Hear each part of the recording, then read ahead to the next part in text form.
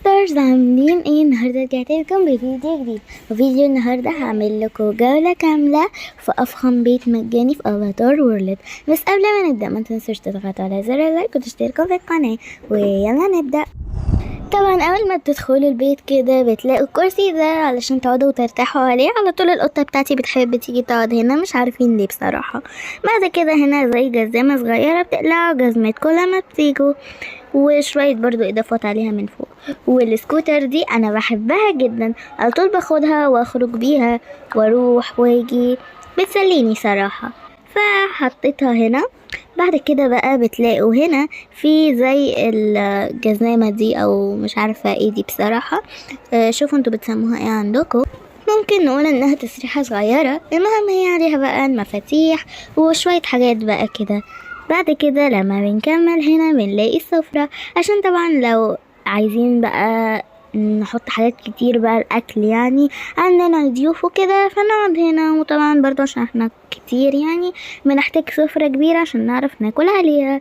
ويلا بينا على اللي بعده، ندخل بقى كده علشان نشوف الليفينج. يا استاذ، هو مين قالك ان انا اصلا عندي النهارده شغل؟ هو انا مش قايل ان انا خلصت التاسك امبارح ومش هاجي النهارده وعندي اجازه ومش عارف ايه؟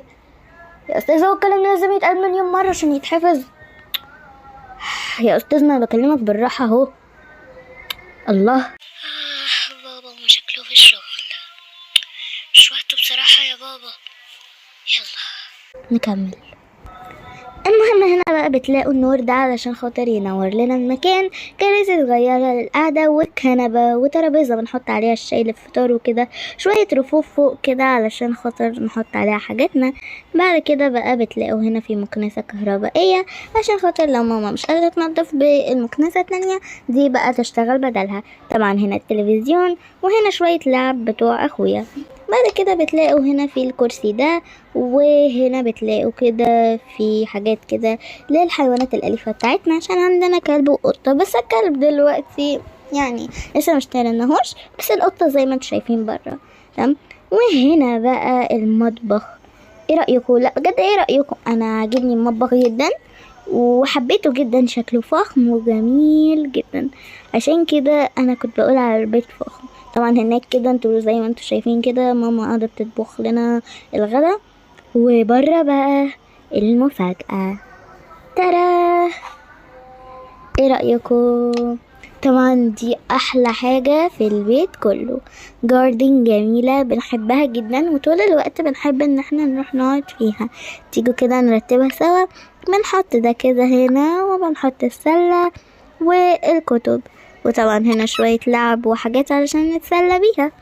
وكده احنا نكون خلصنا الدور اللي تحت. ثانية واحدة، انت كل ده بتتفرج وما حطيتش ولا لايك ولا اشتراك؟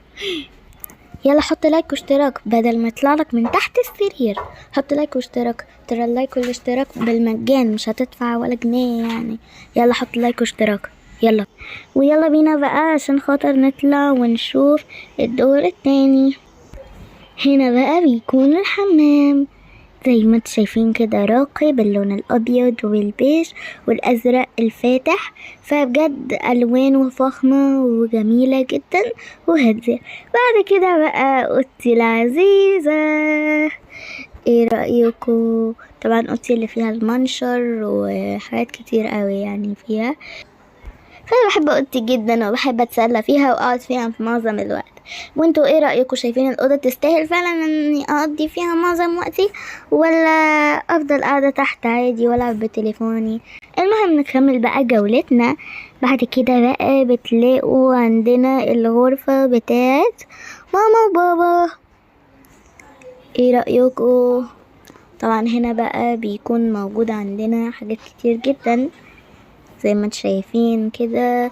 فبجد اوضه ماما وبابا بتحسوا فيها بالراحه والفخامه وحاجات كتير ما بتخلص يعني.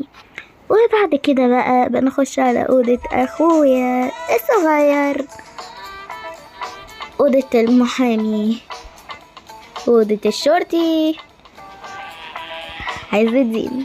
ثاني كده هروح اجيب واجلكوا تاني. تدا، والشرطي عز حضرنا.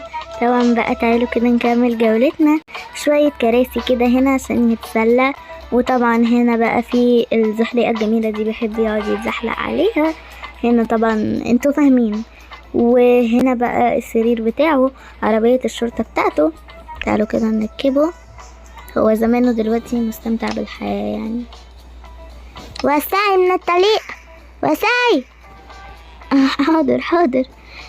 سلطة عز الدين جاي عشان ينقذكوا. سلطة عز الدين جاي يحط عليه فروم فروم دماغ الأطفال.